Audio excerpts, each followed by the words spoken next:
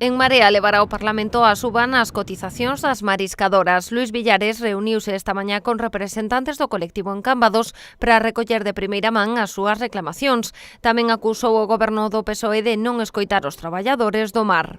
Era necesario consensuar unha posición que as confrarías de pescadores e a partir de aí levar a cabo unha subida que fose gradual e que fose solamente a que fose consensuada e que fose proporcionada ao incremento das prestacións. Nos, por lo tanto, o que lle reclamamos ao Goberno Socialista é que de forma inmediata modifique o Real Decreto que regula estas cotizacións para que se adapten á subida que levaron o resto de traballadores e traballadoras autónomas e que, por lo tanto, non se cargue sobre os ombros das mariscadoras un conxunto dun esforzo fiscal que ten que ser distribuído equitativamente. Ademais, no seu paso por Cambados, Villares reuniuse con representantes do pequeno comercio da comarca. No encontro abordaron a preocupación do sector pola regulación dos períodos de rebaixas. E os comerciantes non poden competir con determinadas condicións que se lles impoñen con relación ás grandes superficies e, polo tanto, é necesario acautar o período de rebaixas para que podan competir en igualdade de condicións. A liberalización que se está producindo no sector solamente beneficia ás grandes multinacionais en detrimento do comercio local